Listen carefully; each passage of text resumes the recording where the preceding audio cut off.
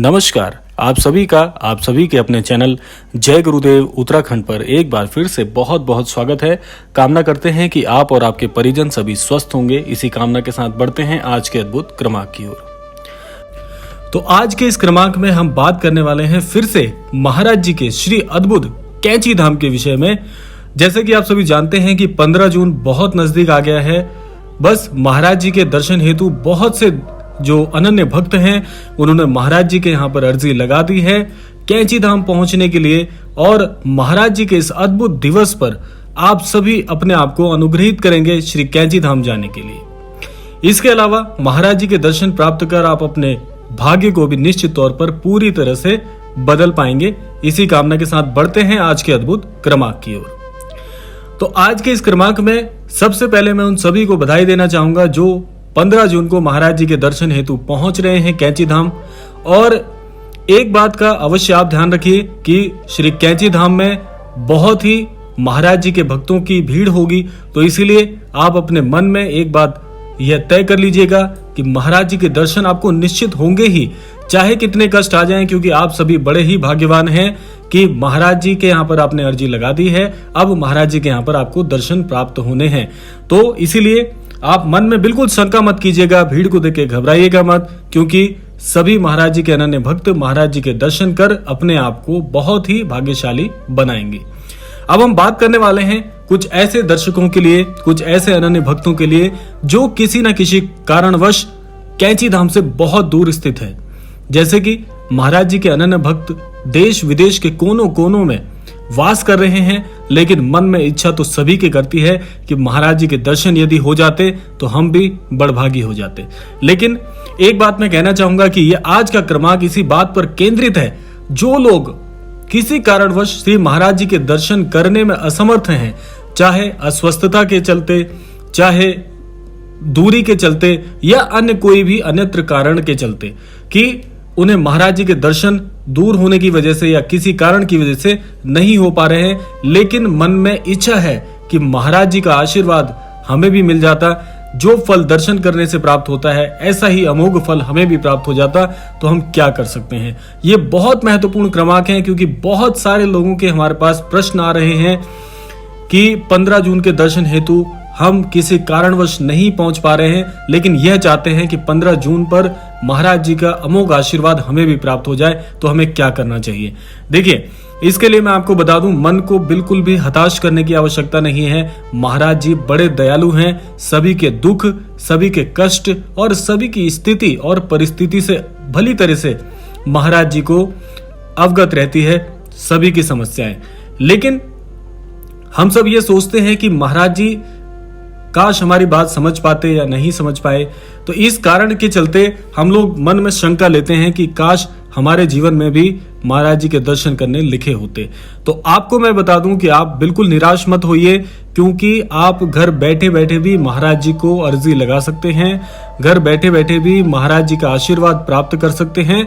और बिल्कुल भी मन में ये शंका मत रखिए, उतना ही फल, ऐसा ही फल आपको भी प्राप्त होगा जितना दर्शन करने मात्र से होता है।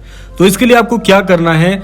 देखिए, मैंने आपको कल जो विशेषांक था उसमें एक बात बताई थी कि महाराज जी केवल और केवल भाव के भूखे हैं। महाराज जी को केवल आपकी श्रद्धा, आपकी भक्ति बहुत ही विचलित कर देती है। तो महाराज जी सब जानते हैं, इसीलिए आप घर बैठे बैठे महाराज जी से अर्जी कैसे लगाएं? आप सबसे पहले महाराज जी का जो भी छवि चित्र आपके घर पर विराजमान है, जो भी आपने महाराज जी की छवि चित्र की स्थापना की है, उनको विराजित किया है, आप महाराज जी से घर बैठे बैठे ये कह सकते हैं कि हे महाराज जी, मेरी स्थिति आप सभी जानते हैं, मेरी जो परेशानी है, मेरा जो कष्ट है, उससे आप भली भांति अवगत हैं, आपको सब कुछ पता है, आप अंतर्यामी हैं। मैं चाहता हूं या चाहती हूं कि काश मेरे जीवन में भी आपका आशीर्वाद मुझे मिल जाए। तो इसीलिए आप मेरी अर्जी स्वीकार करें, मुझे आशीर्वाद प्रदान करें कि मेरे जीवन में भी आपका सानिध्य शामिल हो जाए, मुझे आपका अमोघ आशीर्वाद प्राप्त हो, जिससे मैं अपने जीवन में सफलता प्राप्त कर सकूं। यह छोटी सी एक प्रार्थना है। कल भी मैंने यही बात कही थी कि शब्द आप अपने इस्तेमाल करिए, उससे बेहतर कुछ नहीं हो सकता, क्योंकि आपके दिल की, आपके हृदय की बात आपसे बेहतर कोई नहीं कह सकता। इसीलिए मैं सभी को यही कहना चाहूंगा कि शब्दों का इस्तेमाल आप स्वयं करें, शब्दों का चुनाव आप स्वयं करें, लेकिन भाव यही होना चाहिए कि जिस प्रकार से आप अपने माता पिता से कोई बात नहीं छिपा सकते, कोई हृदय में आपके बात है, आप उनसे कहते हुए हिचकिचाते नहीं हैं, उसी प्रकार से महाराज जी से कहते हुए भी आपको हिचकिचाना बिल्कुल नहीं चाहिए। आप अपने शब्दों में, अपने भाव में, अपने विचारों से महाराज जी को इस प्रकार अर्जी लगाएं, महाराज जी को अपने हृदय की बात बताएं। मैं आपको इस बात का व्यक्तिगत विश्वास दिलाता हूं कि आपकी बात निश्चित तौर पर महाराज जी तक पहुंचेगी भी, आपको प्रत्युत्तर भी प्राप्त होगा और घर बैठे बैठे आपकी जो मंशाएं हैं महाराज जी आपको वही महत्वपूर्ण मंशाएं पूर्ण करके देंगे। इतना भरोसा आप महाराज जी पर बहुत ही हृदय की गहराई से कर सकते हैं। इससे बड़ी बात कोई नहीं हो सकती, क्योंकि महाराज जी अगर चाहें तो अपने किस भक्त को किस स्वरूप में, किस स्थान पर दर्शन दे दें, यह कोई नहीं जान सकता। यह भी हो सकता है संभवतः कि महाराज जी आपके घर पर आपको दर्शन दे दें। तो यह तो महाराज जी की लीलाएं हैं और महाराज जी की लीलाओं को समझना इतना आसान कार्य नहीं है। महाराज जी बहुत रहस्यमयी है। लेकिन एक बात मैं आपको बता दूं कि अपने किसी भक्त को परेशानी में, चिंता में नहीं देख सकते हैं। महाराज जी का हृदय बहुत विचलित हो जाता है जब उनका अनन्य भक्त कोई इन्हें भावपूर्ण फरियाद करता है, याद करता है और अपनी हृदय की बात करता है। तो इसीलिए आपको बिल्कुल भी शंकित नहीं होना चाहिए। कोई शंका नहीं है, कोई भी संशय नहीं है मन में। केवल और केवल प्रेम है, प्रेम का भाव है, महाराज जी की अटूट श्रद्धा है, महाराज जी से लगाव है।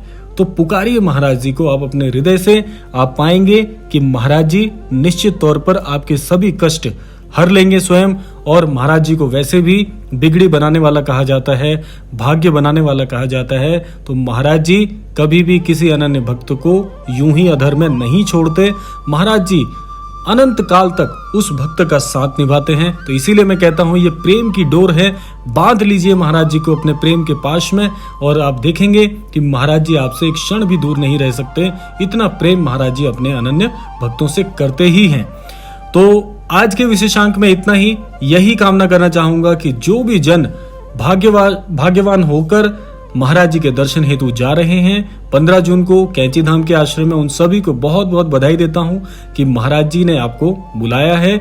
और साथ साथ मैं यह भी कहता हूं कि आप सभी जो अनन्य भक्त महाराज जी के दर्शन हेतु किसी कारणवश यदि नहीं कर पा रहे हैं तो आप महाराज जी को हृदय से पुकारिए। दोनों को ही बराबर समरूप और समांतर फल प्राप्त होगा, क्योंकि महाराज जी ही सिखाते हैं कि असमानता जैसा कोई शब्द हमारे जीवन में नहीं होता। तो यह था आज का विशेषांक। आशा करते हैं ये विशेषांक आपको अवश्य ही पसंद आया होगा।